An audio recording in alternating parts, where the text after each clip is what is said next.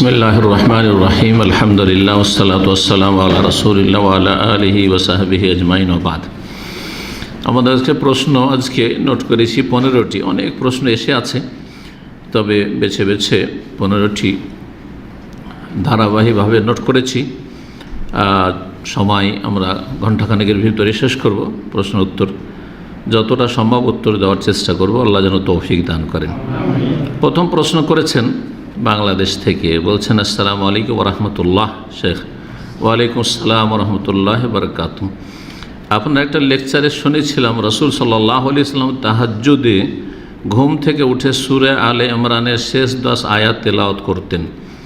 আলহামদুলিল্লাহ, আমি মুখস্থ করে ফেলেছি, আলহামদুলিল্লাহ। এখন ঘুম থেকে উঠেও এই আয়াতগুলো পড়া যাবে নাকি শুধু তাহাজ্জুদে? প্রশ্ন হচ্ছে যে তাহাজ্জুদে এই আয়াতগুলি পড়ব। 10টি আয়াত সূরা আলে ইমরান, ইন্না ফি খালকিস সামাওয়াতি ওয়াল আরদি ওয়াখতিলাফিল লাইলি ওয়ান নাহারি লাআয়াতিল লিউলিল আলবাব, এখান থেকে শুরু করে ইয়া আইয়ুহাল্লাযীনা আমানু ইসবিরু ওয়া সাবিরু ওয়া রাবিতু ওয়াত্তাকুল্লাহা লাআল্লাকুম তুফলিহুন পর্যন্ত। এই আয়াতগুলি ঘুম থেকে উঠেই পড়তে হবে নাকি তাহাজ্জুদে? প্রশ্ন যিনি করেছেন মনে হচ্ছে যে তাহাজ্জুদে পড়ার বিষয়টিকে যেন মনে করছেন যে সুন্নাহর কাছাকাছি বা সহিহ সুন্নাহ, কিন্তু আসলে এমনটা নয়। হাদিস এই ক্ষেত্রে সহিহ বুখারীতে 2টি রয়েছে। হাদিসগুলি শোনা ইবনে আব্বাস রাদিয়াল্লাহু তাআলা আনহুমা থেকে বর্ণিত। তিনি বলছেন ইস্তাইকাযা রাসূলুল্লাহ সাল্লাল্লাহু আলাইহি ওয়াসাল্লাম জাগলেন ঘুম থেকে, ফাজাল ইয়ামসাহুন নওমা আন ওয়াজহি, তারপরে চেহারা থেকে ঘুমকে মুছে ফেলছিলেন। তা নবী সাল্লাল্লাহু আলাইহি ওয়াসাল্লাম চেহারা থেকে কি করতেন? ঘুমকে মুছে ফেলতেন, এই কথা এসছে। আমরা চোখ কচলাই না ঘুম থেকে উঠে? না, আপনারা কচলান না? ঘুমের যখন চাপ থাকে বা ঘুম তো কত তাড়াতাড়ি ঘুমটাকে দূর করা যায় না, তো তখন কি করে? এইরকম করে, কেউ আর একটু বেশি করে, এইরকম করে না? এইটা করছে রাসূলুল্লাহ সাল্লাল্লাহু আলাইহি ওয়াসাল্লাম। তাহলে এটা করা সুন্নাত। কিসের জন্য? যে তাড়াতাড়ি ঘুমটা পালিয়ে যাবে, কেটে যাবে। জি, তো রাসূলুল্লাহ সাল্লাল্লাহু আলাইহি ওয়াসাল্লাম চেহারা থেকে বেয়াদেহি মোবারক হাত দ্বারা ঘুমকে মুছে ফেলছিলেন। সুম্মা কারাল আসল আয়াত আল খাওয়াতে মিন সূরাত আলে ইমরান, সূরা আলে ইমরানের শেষ থেকে 10টি আয়াত পাঠ করলেন। তাহলে কোন সময় পাঠ করলেন? চেহারা থেকে ঘুমটা মোছার পরে, বিছানা থেকে উঠে মুখটা একটু কচলিয়ে দিয়ে তারপরে ঘুমটা চলে গেলেই পড়েছেন। জি, এই হচ্ছে হাদিস সহিহ বুখারীর 183, সহিহ মুসলিমের 182 এবং 763। ইবনে আব্বাস রাদিয়াল্লাহু তাআলা আনহু থেকে আরও বর্ণিত রয়েছে, একটু লম্বা, আন্নাহু রাকাদা ইনদা রাসূলিল্লাহ সাল্লাল্লাহু আলাইহি কাছে একদিন রাতে ঘুমিয়েছিলেন। কীভাবে ঘুমিয়েছিলেন? ইবনে আব্বাসের খালা ছিল মাইমুনা রাদিয়াল্লাহু তাআলা, খালার বাড়িতে, ছোট ছেলে কিন্তু ছিলেন না, ভালো ঘুমাইতেন। তো ফাস্তাইকাযা, তারপরে জেগে গেলেন নবী সাল্লাল্লাহু আলাইহি ওয়াসাল্লাম। ফাতাসাওয়াক, মিসওয়াক করলেন। তো জেগে নবী সাল্লাল্লাহু আলাইহি ওয়াসাল্লাম কী করতেন? মিসওয়াক করতেন। ওয়াতাওয়াদ্দা, ওযু করলেন। ওয়াহুয়া ইয়াকুল, সেই সময় বলছিলেন। তাহলে আগের হাদিসের সাথে, আগের হাদিস শুধু আছে যে চোখটা মুছেই পড়েছেন, হইতে পারে কখনো কখনো এইরকম করেছেন, এটা হইতে পারে। আবার হইতে পারে হাদিসটাতে সংক্ষেপ করে দেওয়া হয়েছে, যদি একদিনেরই ঘটনা হয় তাহলে, কারণ ইবনে আব্বাস দুটোর বর্ণনাকারী। এখানে বলছেন যে উঠলেন, তাহলে চেহারা থেকে ঘুমটা মুছলেন, চেহারা কচলেন, একটু চোখ, তারপরে তখন মিসওয়াক করলেন। ওখানে ঘুম থেকে উঠতেন, মিসওয়াক করতেন, উজু করলেন, আর উজু শেষ করে পড়তেন ইন্না ফি খালকিস সামাওয়াতি ওয়াল আরদি ওয়াখতিলাফিল লাইলি ওয়ান নাহারি লাআয়াতিল লিউলিল আলবাব, সূরা আলে ইমরান আয়াত নম্বর 190 থেকে শুরু করে শেষ পর্যন্ত। এই হাত্তা খাতামা সূরা শেষ করলেন। সুম্মা কামা ফাসাল্লা রাকাতান, তারপরে সালাত আদায় করলেন। আর তারপরে আরও যেসব ইবাদত বন্দেগী রয়েছে, তাহাজ্জুদ এবং আরও যে দোয়া রয়েছে, মুয়াজ্জিনের আজান পর্যন্ত, ফাআযান মুয়াজ্জিন ফাখারাজা ইলাস সালাহ, ফজর সালাতে গেলেন।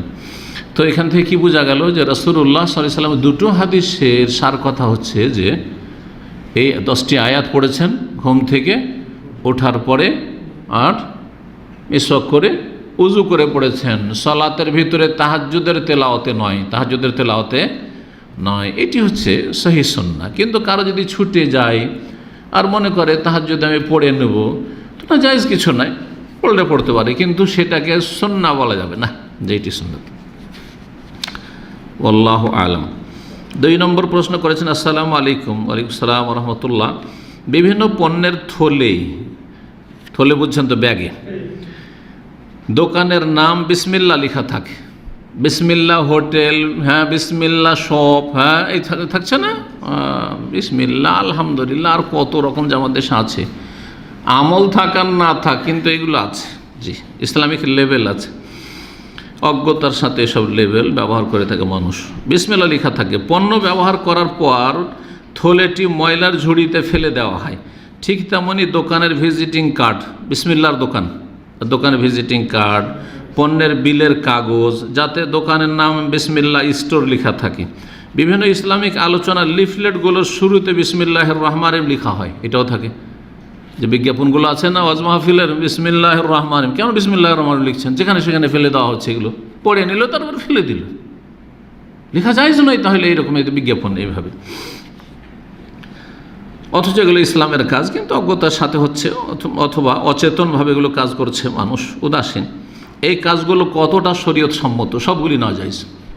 বিসমিল্লাহ দোকানের নাম রাখা, আর তারপরে তাতে বিভিন্ন ভিজিটিং কার্ড হলো, ব্যাগ তৈরি হলো, তো এই হলো, তো সেই হলো, আর সবগুলোতে বিসমিল্লাহ লেখা আছে, আর যেখানে সেখানে ফেলে দেওয়া হচ্ছে। এটা হচ্ছে আল্লাহর নামের অবমাননা, আল্লাহ রাব্বুল কিতাবের আয়াতের অবমাননা। বিসমিল্লাহ আয়াতের অংশ, বিসমিল্লাহির রহমানির রহিম কোরআন কারীমের অংশ।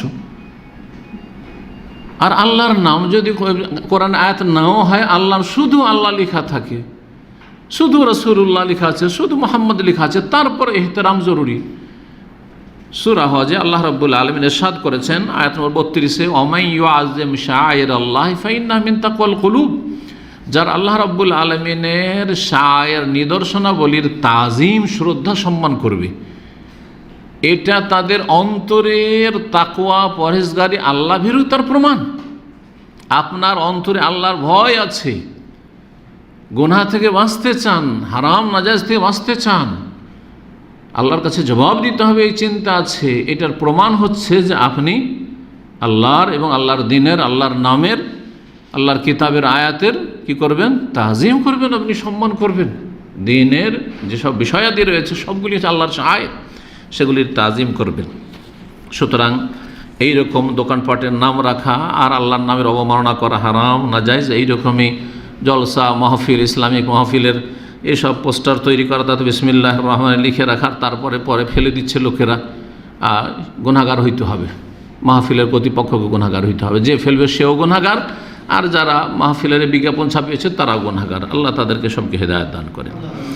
3 নম্বর প্রশ্ন বলছেন, আসসালামু আলাইকুম শেখ। ওয়ালাইকুম আসসালাম ওয়া রাহমাতুল্লাহ। আমার প্রশ্ন হলো, আমার বাবা জীবিত অথবা মৃত হলে আমার সৎ ভাই বোনদের কোনো দায়িত্ব কি আমাকে পালন করতে হবে? যদি না করি তাহলে কি গুনাহ হবে? কি বলেন? সৎ ভাই বোনদের দায়িত্ব আছে না নেই? যদি সাবালক হয়ে যায়, কাজের যোগ্য হয়ে গেছে, তাহলে দায়িত্ব নেই। আর বোনেরা সাবালিকা হইলেও যতক্ষণ বিয়ে শাদী না দিয়েছে ততক্ষণ দায়িত্ব আছে, ততক্ষণ দায়িত্ব আছে। আপন ভাই বোন হোক অথবা সৎ ভাই বোন হোক, বৈমাতৃয় হোক, বৈপিতৃয় হোক। কি বোঝা গেছে? 3 রকম ভাই: আপন ভাই, বাপ মা দুটোতে শরীক, বৈমাতৃয় ভাই বোন, সৎ ভাই বোন, অথবা বৈপিতৃয়, বাপ দুটো, সবগুলি ভাই বোন, সবগুলি হচ্ছে ভাই বোন। তাদের দেখাশোনার আপনার চাইতে কাছের কেউ যদি না থাকে তো আপনার ফরজ, ফরমাল রাখতে হবে। আপনার আব্বার উপর ফরজ, কিন্তু আপনার আব্বা অভাবী, তাহলে আপনার উপর ফরজ তখন আসবে। কিন্তু আপনার আব্বাই যদি সচ্ছল তিনি চালিয়ে নেন, তাহলে তখন আপনার ফরজ নয়। সৎ ভাই বোনদের দেখাশোনা করা হচ্ছে ফরজ। দলিল কোরআন কারীমের যে একটি আয়াত আলোচনায় বললাম, সূরা বাকারা আয়াত নম্বর 233, ওতে আরেকটা অংশ আছে। ওখানে যেটা পরিবারের ভরণ পোষণের ক্ষেত্রে যে অংশটুকু বলেছিলাম, ওয়ালাল মৌলুদি লাহু রিজকুহুন্না ওয়া কিসওয়াতুহুন্না, বাপের ওপর হচ্ছে, বাড়ির যে গার্জেন তার ওপর দায়িত্ব হচ্ছে স্ত্রীর ভরণ পোষণের দায়িত্ব। আর তারপরে আছে ওয়ালাল ওয়ারিসি মিসলু যালিক, আল্লাহ বলছেন ওয়ালাল ওয়ারিসি মিসলু যালিক, আর যে ওয়ারেস উত্তরাধিকারী হবে, ভাগ পাবেন আশা করা যায়, যার কাছ থেকে ভাগ পাবেন আগামীতে কোনো দিন শরীয়তের দৃষ্টিতে, আর তারা এখন স্বাবলম্বী হয়নি, আয় উপার্জনের যোগ্য হয়নি, অথবা তারা মেয়ে, সুতরাং তাদের ভরণ পোষণের দায়িত্ব আপনার। সৎ ভাই যদি আগে মারা যায়, সৎ ভাই যদি মারা যায় আর আপনি যদি থাকেন তো ভাগ পাবেন না? ওর যদি নিজের ভাই না থাকে আপনি ভাগ পাবেন না? অবশ্যই পাবেন। সুতরাং আপনি ওয়ারিস, শরীয়তের দৃষ্টিতে কি আপনি ওয়ারিস। আল্লাহ বলছেন ওয়াল আল ওয়ারিসে মিসলু যালিক, ওয়ারিসের ওপর অনুরূপ দায়িত্ব রয়েছে, যেমন ওই বাপের ওপর দায়িত্ব রয়েছে যে তার স্ত্রীর খরচ দিবে, ঠিক তেমনই ওয়ারিসের ওপর দায়িত্ব রয়েছে। জি।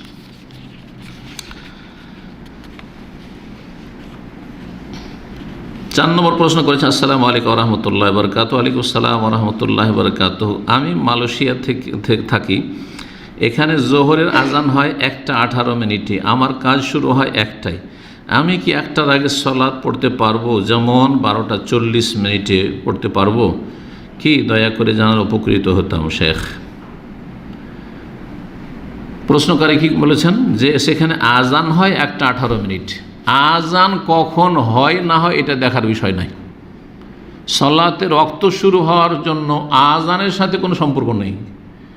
আজান কেউ আগে দিয়ে দিতে পারে, কেউ পরে দিতে পারে, হ্যাঁ তাই না? সুতরাং এটা তো মাপকাঠি নয়। মাপকাঠি হাদিসে রয়েছে যে জোহরের ওয়াক্ত কখন শুরু হয়। নবী করিম সাল্লাল্লাহু আলাইহি ওয়াসাল্লাম হাদিসে ওয়াক্ত জোহরে ইযা জালাতিশ শামস, জোহরের ওয়াক্ত কখন শুরু হয়?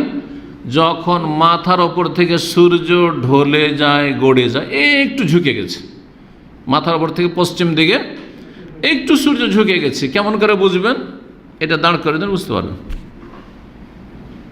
পশ্চিমের দিকে না, যদি এর ছায়াটা একটু বাঁকা হয়ে যায়, সোজা এদিকে থাকছেন, একটু বাঁকা হয়ে, সামান্য বাঁকা হয়েছে, তার মানে কি হয়েছে? সূর্য মাথার ওপর থেকে ঢলে গেছে, তাহলে জোহরের রক্ত হয়ে গেছে। আর সাধারণত সেটা 12টা, 12:30, মালয়েশিয়ার কথা বলতে পারবো না, কিন্তু দাম্মামে তো অনেক সময় 11:24-25 হয়, যেমন শীতকালে হইল। এখন ধীরে ধীরে একটু চলে যাচ্ছে ওইদিকে, তাই না?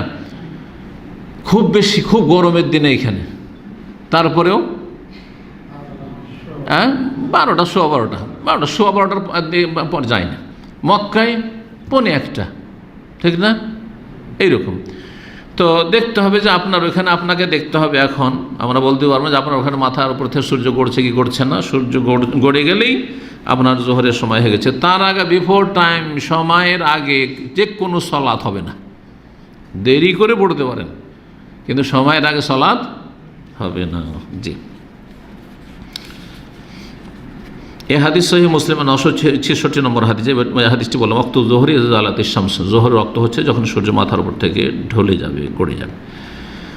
5 নম্বর প্রশ্ন করেছেন সালামের পরে, শেখ আমার বাবার সাথে আমার মায়ের ডিভোর্স হয়ে যায়, আল্লাহ রহম করেন। বর্তমানে বাবার সাথে আমাদের কারো কোনো যোগাযোগ সম্পর্ক নেই। আপনার মায়ের সম্পর্ক নেই, কিন্তু আপনাদের কেন সম্পর্ক নেই? এটা হারাম, জায়েজ নয়। আপনার মাকে তালাক দিয়েছে, ছেলে মেয়েকেও তালাক দিয়ে দিয়েছেন নাকি? না, আপনারা তালাক দিয়ে দিয়েছেন বাপকে, জায়েজ নয় শরীয়তে। অজ্ঞতা এটা আমাদের সমাজে, অথবা অবিচার। জি। কোনো যোগাযোগ বা সম্পর্ক নেই। এক্ষেত্রে আমার কি আত্মীয়তা সম্পর্ক ছিন্ন করার গুনাহ হবে? হ্যাঁ, কাবিরা গুনাহ হবে এবং জাহান্নামে যেতে হবে। আল্লাহু আকবার।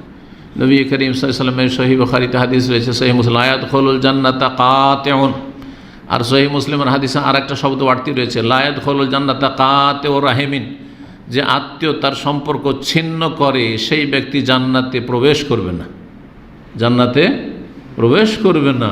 যদি সেটাকে হালাল মনে করে তো কোনো দিনই যাবে না, কুফরি করবে। আর যদি না মনে করে আমি অপরাধী, গুনাহগার, কিন্তু মানে শয়তানের গুমরাহি থেকে বেরিয়ে আসতে পারছে না, স্বীকার করছে যে ভুল করছি, এটা বাপের সাথে, মায়ের সাথে সম্পর্ক খারাপ রাখছি, তাহলে তারপরেও তার কাবিরা গুনাহ।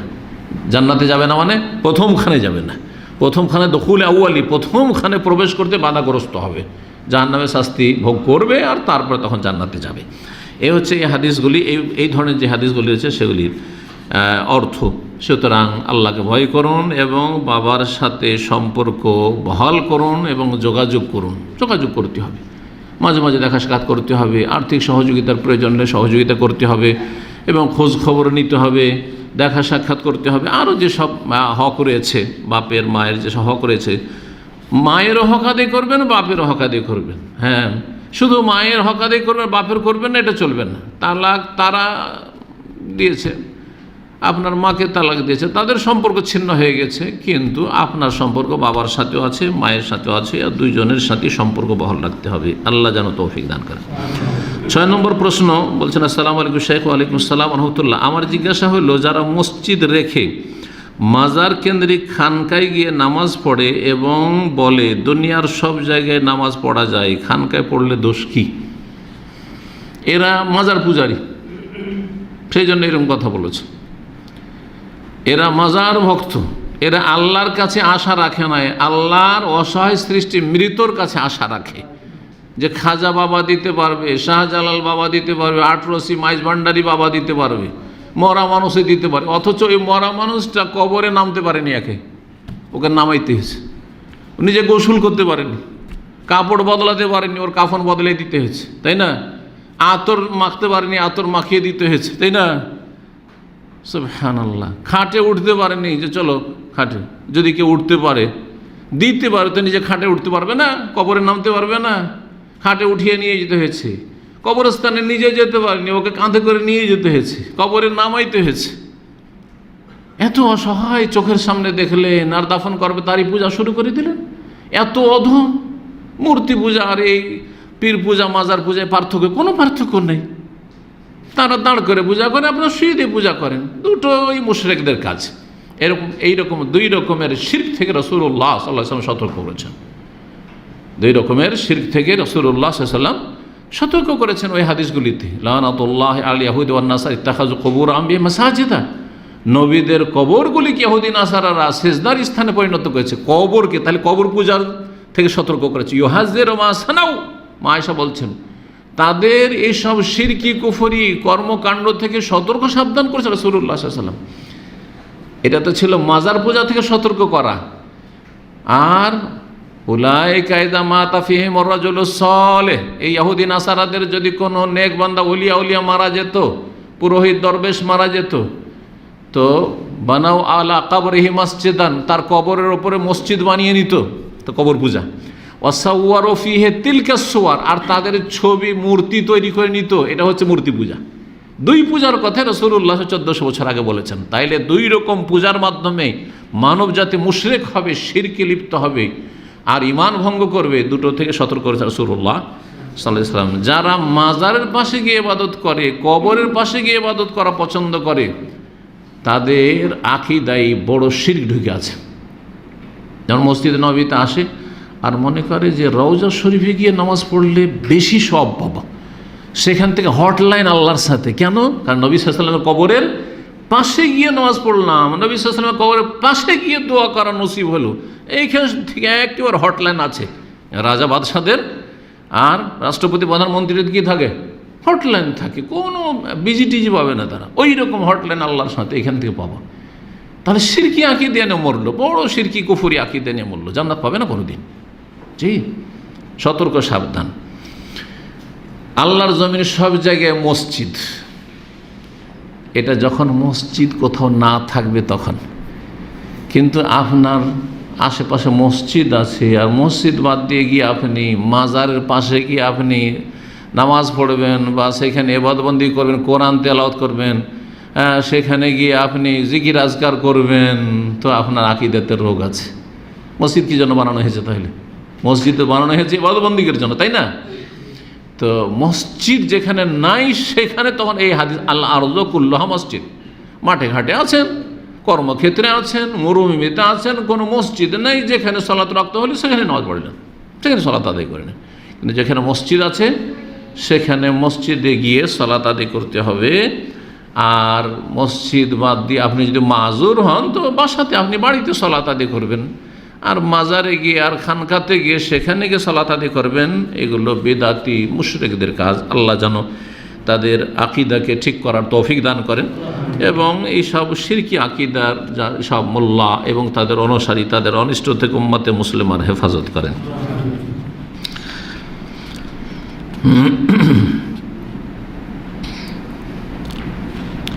7 নম্বর প্রশ্ন করেছেন। আসসালামু আলাইকুম। ওয়ালাইকুম আসসালাম রহমতুল্লাহ। সরকারি কর্মকর্তারা প্রতি মাসে গাড়ির সুবিধা বাবদ 50,000 টাকা পেয়ে থাকেন, মানে সরকার 50,000 টাকা দেয়।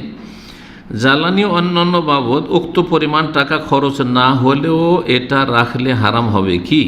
উল্লেখ্য বেতনের সব টাকা খরচ না হলেও কিন্তু আমরা অবশিষ্ট অংশ সরকারকে ফেরত দিই না। বেতনের টাকা খেয়ে দিয়ে যেটা বাঁচছে সেটা তার ফিরিয়ে দিই না। তো বলছে গাড়ি বাবদ ধরেন 50,000 টাকা দিচ্ছে বড় বড় যারা অফিসার তাদেরকে, যে 50,000 টাকা তোমার গাড়ির খরচ, হ্যাঁ, সার্ভিসিং খরচ, তেল খরচ, আর সেটা থেকে কিছু খরচ হলো ধরেন 25,000 30,000 খরচ হলো, 40,000 10,000 টাকা 15,000 টাকা বেঁচে গেল। এখন বাকি টাকাটা রাখতে পারবে কি না? জি, যেমন শর্ত হয়েছে সরকারের সাথে। রাসূলুল্লাহ সাল্লাল্লাহু আলাইহি ওয়াসাল্লাম হাদিস আল মুসলিমুনা আলা শুরুতিহিম, তিরমিজিতে হাদিস রয়েছে এবং হাদিসটি হাসান।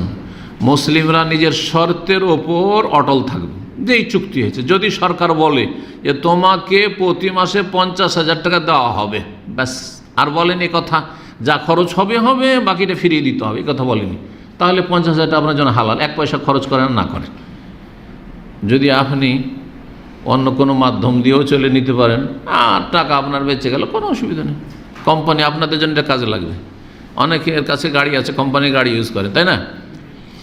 আর তারপরে আপনি হয়তো কোনো সাথীর সঙ্গীর পেয়েছেন, মাসের মাস দেয় না, যে আপনার কোম্পানিতে যাতায়াত খরচ আপনার 300-400 রিয়াল ধরেন দিচ্ছে, আর আপনি হয়তো কোনো বন্ধু বান্ধবের গাড়ি পেয়েছেন আর ফ্রিতেও আপনাকে অত ডিউটি যাচ্ছে, আপনাকে নিয়ে চলে যাচ্ছে, তো পুরো টাকাটা বেঁচে গেল। হালাল না হারাম আপনার জন্য?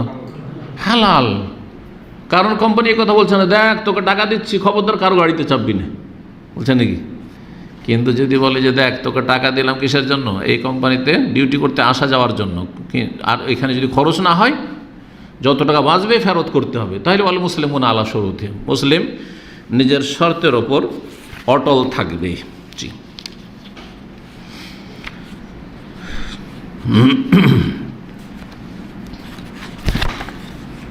8 নম্বর প্রশ্ন বলছেন। আসসালামু আলাইকুম শেখ। ওয়ালাইকুম আসসালাম রহমতুল্লাহ। আমি একটি বিশ্ববিদ্যালয়ে পড়ছি। আমাদের শিক্ষকরা ক্লাসে ইসলাম বিদ্বেষী কথাবার্তা বলে, ছাত্রদের মধ্যে ইসলাম নিয়ে সন্দেহ তামাশা করে। আল্লাহ হেদায়েত করে এদেরকে এবং এদের অনিষ্ট থেকে আল্লাহ রাব্বুল মুসলিম ছেলে মেয়েদের হেফাজত করে। আমার দ্বীনের জ্ঞান খুব কম, আমাকে আপনি নাসিহা করুন। আমি একজন নারী, কিন্তু আমাদের পরিবারের নারীদেরকেও বিশ্ববিদ্যালয়ে যাওয়া বাধ্য, তা ছেড়ে আসার উপায় নেই। আল্লাহ আপনার বাপ মাকে হেদায়েত দান করেন। জি, যে এইরকম নাস্তিকদের আখড়াই, সেখানে আপনাকে পাঠিয়ে আপনার পরকালকে ধ্বংস করার জন্য তারা এই শয়তানি প্রয়াস চালাচ্ছে। আল্লাহ রাব্বুল আলামিন আপনার হেফাজত করুন। তো এই যে প্রশ্ন করলেন, এই প্রশ্নের উত্তরে বলবো যে কোনো জায়গায় যদি পাপ হয়, যে কোনো পাপ, সেখানে অবস্থান করা, সেখানে বসা, তাদের সাথে চলাফেরা করা, তাদের সাথে উঠা বসা করা হারাম, যে কোনো পাপের ক্ষেত্রে। আর সেই পাপটা যদি শিরকের পাপ হয়, কুফরির পাপ হয়, নাস্তিকতার পাপ হয়, ইসলাম নিয়ে হাসি উপহাস ঠাট্টা মজাক করার পাপ হয়, যেটা কুফর, বড় কুফর, তাহলে তাদের সাথে উঠা বসা করা হারাম। উঠা বসা করা, তাদের সাথে চলাফেরা করা, তাদের মজলিসে বসাই যখন হারাম, তাহলে তাদের কাছ থেকে শিক্ষা নেওয়া কী করে হালাল হইতে পারে? তাদের কাছ থেকে শিক্ষা নেওয়া কী করে হালাল হইতে পারে? হারাম। এবং এই রকম জায়গায় এরকম অসৎ লোকদের কাছ থেকে দুনিয়ার শিক্ষা নেওয়া জায়েজ নাই। আরে দিনের শিক্ষাও যদি বেদাতি মাদ্রাসায় কেউ নেই, বলে হারাম। আপনি বেদাতি ফ্যাক্টরিতে আপনি কি শিখতে যাবেন? কোরআন হাদিস শিখাবে? না কোরআন হাদিসের ভুল ব্যাখ্যা করে জাহান্নামে নিয়ে যাবে? মিলাদ শিখাবে, কিয়াম শিখাবে, মাজার পূজা শিখাবে, পীর ধরা শিখাবে? তাহলে এরকম মাদ্রাসায় পড়েই জায়েজ নয়, হারাম। তাহলে আপনি নাস্তিকদের কাছে গিয়ে শিষ্যত্ব গ্রহণ করবেন আর সেখানে গিয়ে লেখাপড়া করবেন, ছেলে হোক অথবা মেয়ে হোক, এটি হারাম।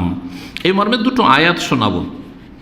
আল্লাহ রাব্বুল সূরা নিসা আয়াত 140 ইরশাদ করেছেন, ওয়াকাদ নাযালা আলাইকুম ফিল কিতাব। আল্লাহ কোরআনে কারীমে এই বিধান নাযিল করেছেন, আন ইযা সামি'তুম আয়াতিল্লাহি ইউকফারু বিহা ইস্তাহজাউ বিহা। যখন আল্লাহর আয়াত তোমরা শুনছো, তখন দেখবে যে আল্লাহর আয়াতের সাথে কিছু লোকেরা কুফরি করছে এবং উপহাস করছে, ঠাট্টা মজাক করছে আল্লাহর বিধিবিধান নিয়ে আর ইসলাম নিয়ে, দাঁড়িয়ে নিয়ে, আর তারপরে মৌলবাদী তো এই তো সেই, হ্যাঁ এখন ওই নামাজ, এখন ওই সব, আরে কি এসব, এই ধরনের কথা বলা হচ্ছে, উপহাস করা হচ্ছে।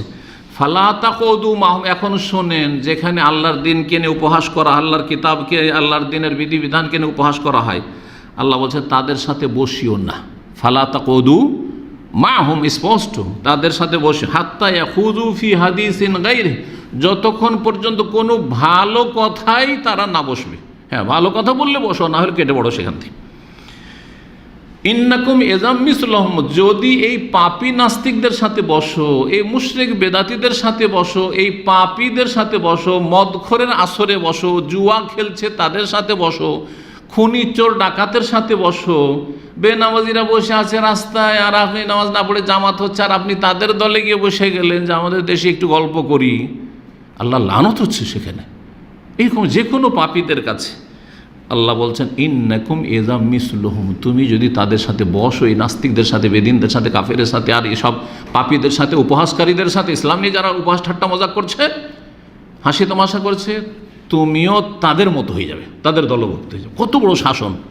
তুমিও তাদের মতো পাপী হয়ে যাবে, কাফের হয়ে যাবে। ইন্নাল্লাহ জামিউল মুনাফিকিন ওয়াল কাফিরিনা ফি জাহান্নাম জামিয়া, নিশ্চয় আল্লাহর কাফের এবং মুনাফিক কপটদেরকে সবগুলিকে জাহান্নামে একত্রিত করবেন, সবকে জাহান্নামে আল্লাহ ঢোকাবেন। আর মুনাফিক হচ্ছে এই আস্তিনের সাপ, এখানে যদি সাপ ঢুকে থাকে তো বাঁচা মুশকিল, দংশন করবে। তো মুনাফিক ঘরের দুশ্মন মুসলিমদের, এদের থেকে বাঁচা মুশকিল, এদের অনিষ্ট থেকে। মুসলিম হয়ে, মুসলিম সেজে যদি কলেজ ইউনিভার্সিটিতে, শিক্ষা প্রতিষ্ঠানে তারা নাস্তিকর শিক্ষা দেয়, নাস্তিকতার প্রচার প্রসার করে, ইসলাম নিয়ে ঠাট্টা উপহাস করে, এরা হচ্ছে আস্তিনের সাপ, এরা ইসলামের ঘরের দুশ্মন। বাইরের দুশ্মন সজাগ, তাই না? বাইরে জানা আছে যে বাইরের দুশ্মন, এরা বিজাতি, কিন্তু এগুলোকে স্বজাতি মনে করছেন, কিন্তু আসলে স্বজাতি না, এগুলো বিজাতির এজেন্ট, এবং এরা ইসলাম মুসলিমদেরকে ধ্বংস করে দিতে চায়, এবং ইসলামের ক্ষতি হলে, মুসলিমদের ক্ষতি হলে তারা আনন্দিত হয়। এগুলি হচ্ছে মুনাফিকদের চরিত্র। আল্লাহ তাদের অনিষ্ট থেকে হেফাজত করেন। সূরা আনামের আয়াত নম্বর 68 আল্লাহ বলছেন ওয়াইযা রাআইতাল্লাযিনা ইয়াখুযুনা ফি আয়াতিনা, তুমি যদি এমন লোকদেরকে দেখতে পাও যারা আমার আয়াত নিয়ে কি করছে, খেলতামাশা করছে, উপহাস করছে, শিক্ষক নাস্তিকতার চর্চা করছে, ইসলাম নিয়ে হাসি মজাক করছে, ফাআরিজ আনহুম, তাদেরকে এড়িয়ে চলো, তাদের থেকে মুখ ফিরিয়ে নাও, বাড়ি চলে এসো। হাত্তা ইয়াখুযু ফি হাদিসিন গায়রি, যতক্ষণ পর্যন্ত অন্য ভালো কোনো আলোচনা না করবে।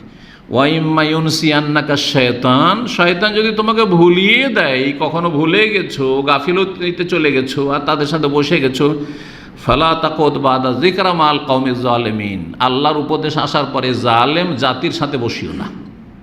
এখানে আল্লাহ কি বলছেন? জালেম জাতির সাথে বসিও না। আগের আয়াত রয়েছে ফালা তাকুদ মাহুম, তাদের সাথে বসিও না। দুটো আয়াতের একই রকমের মর্ম, সামান্য পার্থক্যের সাথে খুব গুরুত্বপূর্ণ কথা আল্লাহ রাব্বুল আলামিন এখানে বলেছেন। সুতরাং সতর্ক, সাবধান। আল্লাহ রাব্বুল আলামিন যেন আমাদের সকলকে হেদায়েত দান করেন। বাপ মায়ের ক্ষেত্রে বলবো, সহিহ বুখারী, সহিহ মুসলিমের হাদিস 6612 নম্বর হাদিস, সহিহ বুখারী, সহিহ মুসলিমের 3424 বলছেন রাসূল লা তাআতা ফি মাসিয়াতিল্লাহ, আল্লাহর নাফরমানি, গুনার কাজে কারো কথা মানামানি নেই।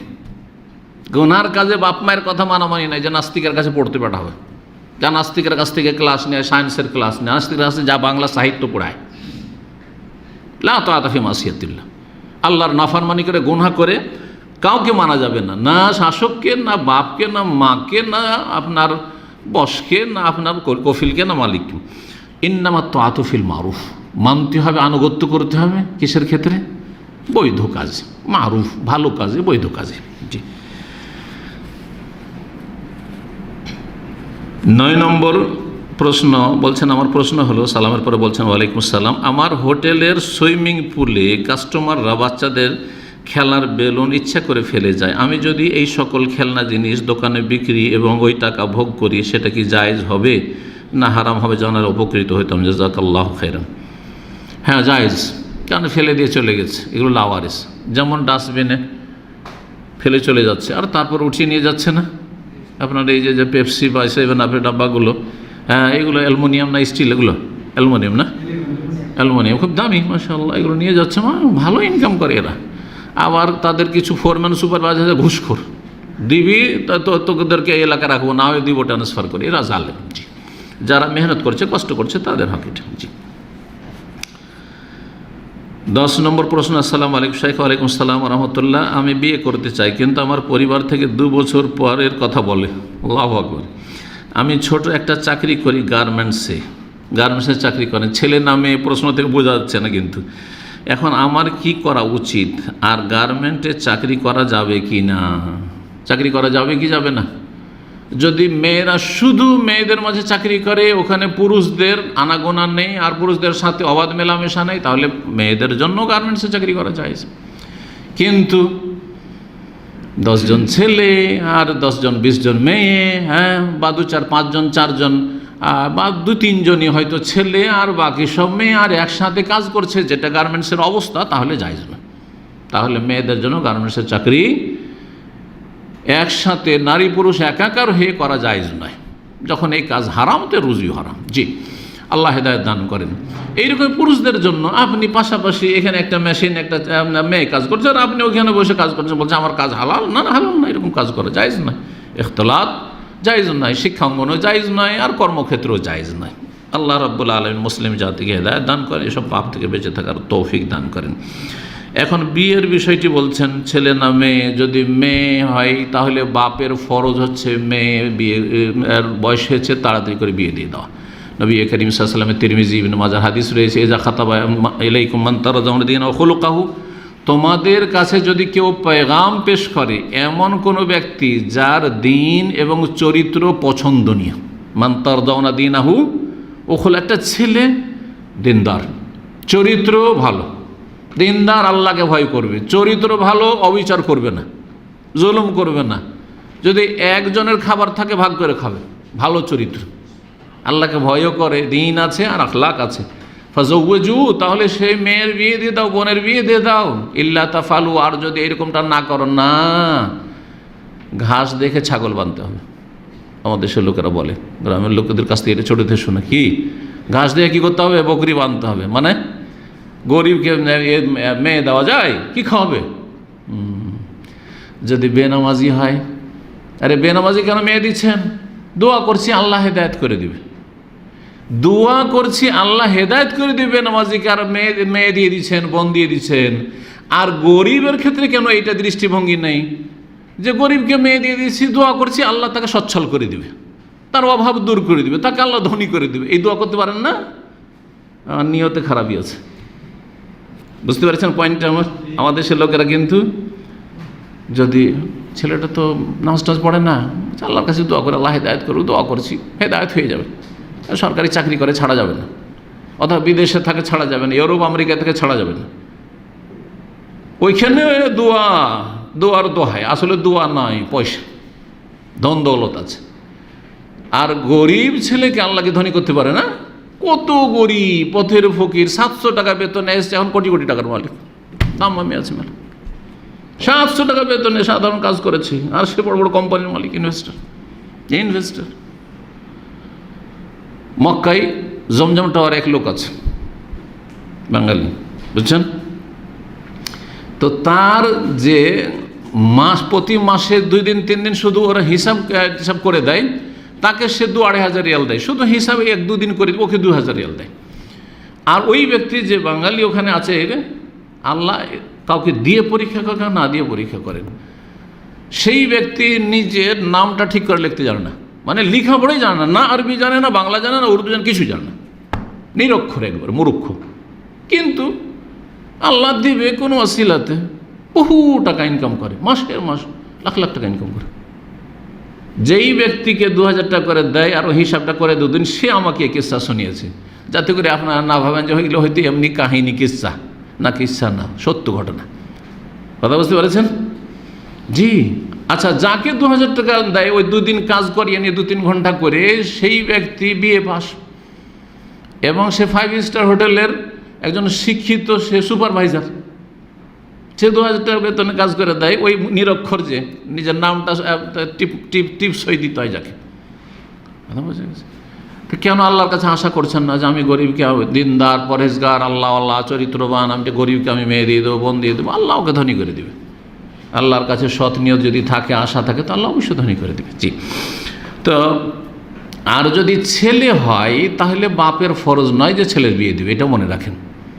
ছেলে স্বাবলম্বী হবে, টাকা পয়সা ইনকাম করবে, মোহরের ব্যবস্থা করবে, আর ভরণ পোষণ ব্যবস্থা করবে, আর তারপরে বিয়ে করবে। কিন্তু বাপ যদি আর্থিক দিক থেকে সচ্ছল থাকে, টাকা পয়সা যথেষ্ট আছে, বাড়িও করে দিতে পারবে ছেলেকে, এক দুটা রুম করে দিতে পারবে, তাহলে অবশ্যই তখন বলবো যে হ্যাঁ, তোমার ছেলেকে গোনা থেকে বাঁচানো ফরজ, সুতরাং তোমার ফরজ আল্লাহ তোমাকে দিয়েছে সেই জন্য। কিন্তু সাধারণ মানুষ কোন রকমের সংসারটা চালাচ্ছে, তার ফরজ নয় যে ছেলের বিয়ে দিতে হবে। আমাদের দেশের লোকেরা বলছে না ছেলে বড় হয়ে আছে, বিয়ে দেওয়া ফরজ না, ছেলের বিয়ে দেওয়া ফরজ না, মেয়ের বিয়ে দেওয়া ফরজ। ভালো করে মশলা জানে নিতে, আল্লাহ যেন বোঝার তৌফিক দান করেন।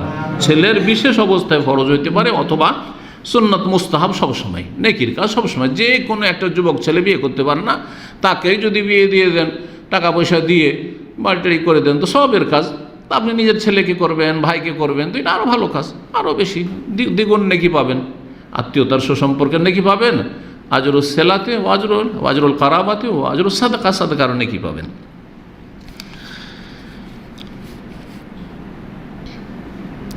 এগারো নম্বর প্রশ্ন বলছেন যে শেখ, আমার প্রশ্ন হলো গোসল ও অজু সম্পর্কে। গোসলখানা টয়লেট একসাথে, গোসল করার সময় উলঙ্গ হয়ে আগে পা ধোয়া ছাড়া উজুর নাই, উজু করে গোসল করে, মানে পা ধুলেন না, বাকি উজুটা করলেন, গোসল করে পা ধুয়ে নিলে কি উজু হয়ে যাবে? হ্যাঁ, সুন্নতি উজু তো বা সুন্নতি গোসল তো এইরকমই যে আপনি পুরো উজুর অঙ্গগুলি কী করলেন, ধুইলেন, মাসা করলেন, পাটা বাকি রাখলেন, আর তারপরে গোসল করে নিলেন। গোসল টোসল করার পর শেষখানে পা ধুয়ে উঠে গেলেন, একটা তরিকা এটা। আর একটা তরিকা হচ্ছে যে হাদিসে এসেছে যে পুরো উজুটা পা ধোয়া পর্যন্ত করে নিলেন, আর তারপরে গোসল করলেন, তারপরে গোসল করলেন। উলঙ্গ হয়ে গোসল করা জায়েজ, উলঙ্গ হয়ে গোসল করা জায়েজ। যেমন উলঙ্গ হয়ে গোসল করা জায়েজ, উত্তম হচ্ছে কাপড় রেখে শরীরে, কিন্তু জায়েজ। বুখারীতে হাদিস রয়েছে, দুটো হাদিস রয়েছে, কিন্তু সবার সামনে নাকি? কারো সামনে? একজনের সামনে না, স্বামী স্ত্রীর সামনে হইতে পারে, কিন্তু অন্য কোনো মানুষের সামনে, নির্জনে, বাথরুমে ভিতরে। উলঙ্গ হয়ে যেমন গোসল করা জায়েজ, তেমনই উলঙ্গ হয়ে উজু করাও জায়েজ। এটা আমাদের দেশের লোকেরা বুঝে না।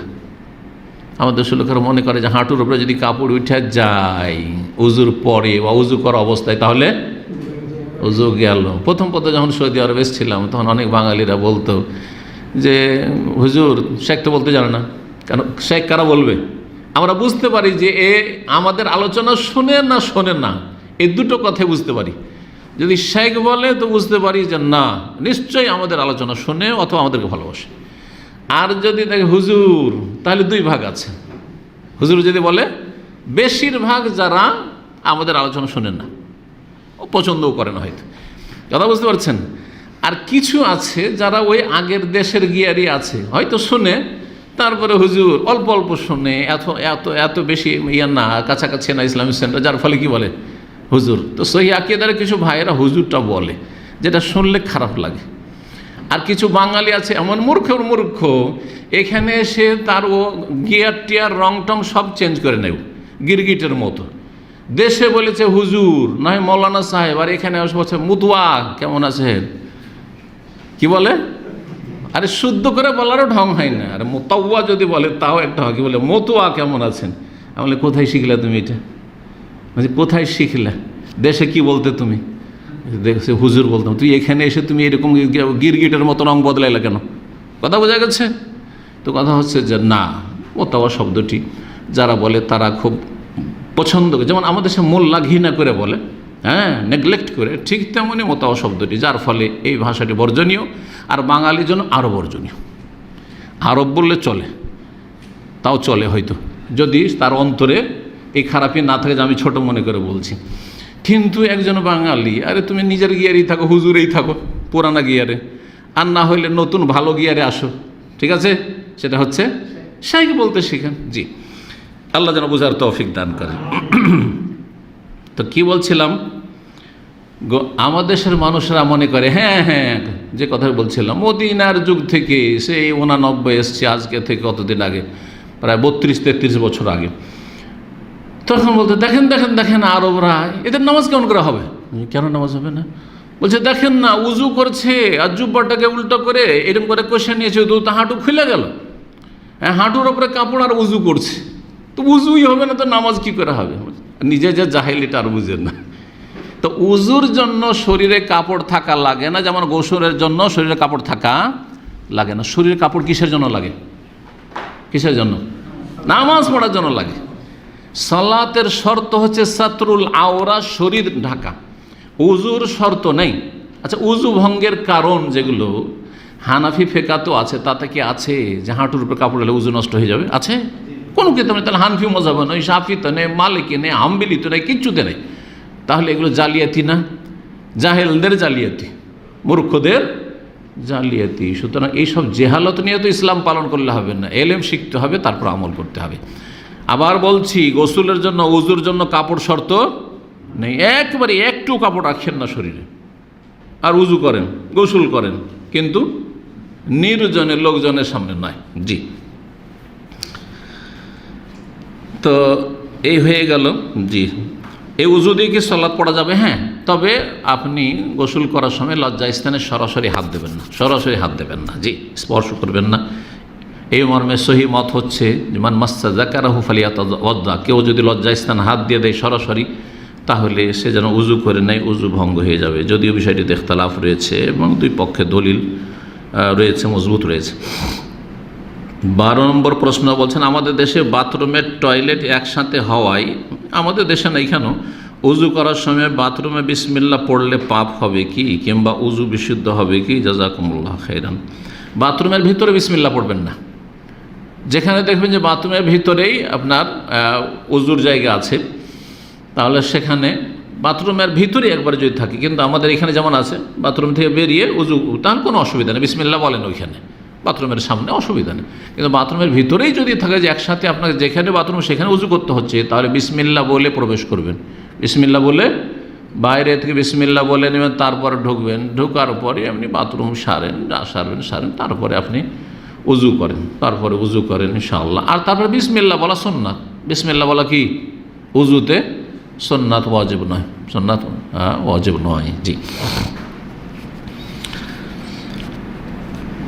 13 নম্বর প্রশ্ন বলছেন, আসসালামু আলাইকুম শাইখ। ওয়ালাইকুম আসসালাম ওয়া রাহমাতুল্লাহ। ব্যবসা সম্পর্কিত মাসআলা, নিম্নের উল্লেখিত ব্যক্তিদের সাথে ব্যবসা জায়েজ কিনা, মানে শিয়ারে ব্যবসা বা কেনা বেচা, ব্যবসা বাণিজ্য করা মানে কি, হয় শিয়ারে ব্যবসা, ওর সাথে শরিকানা, আর না হলে কারো সাথে আপনার কাস্টমার কিনছেন, অথবা আপনি তার কাস্টমার, তার এইরকম কিনছেন বা বিক্রি করছেন। তো ব্যবসা করা এইসব লোকদের সাথে জায়েজ কি না? তারা কে? বেনামাজির সাথে, পীরের মুরিদের সাথে, পীর পূজারীর সাথে, নিয়মিত ধূমপানকারীর সাথে, ঘুষখোরের সাথে। আপনাদের কি মত?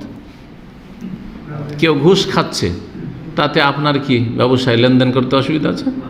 হ্যাঁ, বেনামাজি, ও বেনামাজি, তার সাথে কেনা বেচা করতে অসুবিধা আছে? এইরকম করে বাজারে যদি বলেন যে বেনামাজির কাছে আমি চিকেন কিনবো না, চিকেন জবাই করে নেবেন না তার কাছে, কিন্তু এমনি বিক্রি করছে। বেনামাজের কাছে মাছ কিনবো না, বেনামাজের কাছে চাউল কিনবো না, তাহলে তো বাজারে খোঁজ করতে হবে। এই চাউলওয়ালা তুই নামাজ পড়ো, এই সবজিওয়ালা তুই নামাজ পড়ো, আছে নাকি শরীয়তে? নবী করিম সাল্লাল্লাহু আলাইহি সাল্লাম কাফেরদের সাথে কেনা বেচা করেছেন না করেননি? নবী সাল্লাল্লাহু আলাইহি সাল্লাম শেষ জীবনে মদিনার ইহুদির কাছে, সেই ইহুদির কাছে কি করেছিলেন?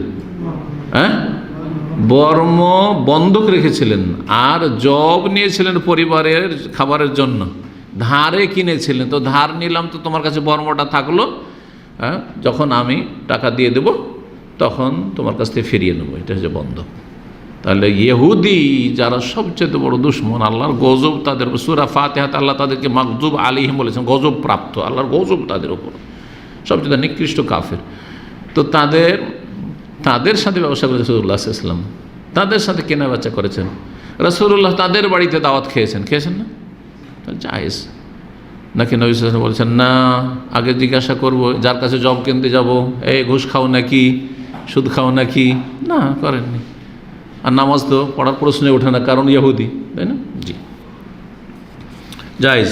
অমুসলিমদের সাথে ব্যবসা বাণিজ্য, দুনিয়ার কাজ জায়েজ, দিনের ক্ষেত্রে ছাড় দেওয়া জায়েজ নয়, ধর্মের ক্ষেত্রে কোনো রকম সমঝোতা নেই। যে চলো আমাদের মসজিদে তোমরা আসো, আমাদের মাহফিলে তোমরা আসো, আর তোমাদের ক্রিসমাসে আমরা যাব, তোমাদের পূজাতে আমরা থাকবো, আর আমাদের ঈদে তোমরা আসো। না না, তারা কোনোদিন ঈদে আসবে না, তারা আপনাদের কুরবানি করতে আসবে, তারা হজেও আসে না, কিন্তু আপনারা ঠিকই তাদের পুজো পাঠে যাচ্ছেন। এটা হচ্ছে মুসলিমদের দুর্বলতা। কারণ শয়তান, ওরাকে তো জাহান্নামে নিতেই পেরেছে শয়তান, এখন মুসলিমগুলোকে কেমন করে জাহান্নামে নেব? তো জাহান্নামে নিলে এটা করা। জি, সর্বশেষ প্রশ্ন বা 15টি রয়েছে। 14 নম্বর প্রশ্ন, শেখ আমার জানার বিষয় হলো ইউটিউবে অনেক সময় মেয়েদের অ্যাড দেখায়, সেই ক্ষেত্রে আমার করণীয় কি? তাহলে আমাকে ইউটিউবে ভিডিও দেখা বন্ধ করে দিতে হবে না বন্ধ করতে হবে না? যথাসাধ্য বেঁচে থাকবেন। যেই সব চ্যানেলগুলিতে আপনার ডলার অপশন নেই সেগুলিতে সাধারণত অ্যাড আসে না, এখন শুনছি নাকি ওগুলো তো জবরদস্তি ইউটিউব কোম্পানি দিচ্ছে, কিন্তু আলহামদুলিল্লাহ এখন পর্যন্ত দেখিনি। আমার যেমন অফিসিয়াল চ্যানেল আছে এটাতে দেখিনি। বাকি যেই চ্যানেলগুলি আমার বক্তব্যতে ভরা কিন্তু তারা ডলার ইনকাম করছে, আল্লাহ তাদের হেদায়েত দান করে, যার ফলে যখন ডলার নেবে তো আমাদের অ্যাডগুলোর মাধ্যমে ইনকাম হচ্ছে, অ্যাড দিতে হবে। যেমনই চালু করবেন আপনি তেমনই সৌদি আরবে তো একটু ভালো ছবি আসে, তারপরেও কিছু খারাপ আসছে, আর অন্যান্য দেশে তো একেবারে উলঙ্গ ছবি চলে আসছে। আউযুবিল্লাহ, আমাকে বেশ কিছু স্ক্রিনশট আমাদের ভাইরা পাঠিয়েছে, আল্লাহ হেদায়েত দান করে এইসব লোকদেরকে।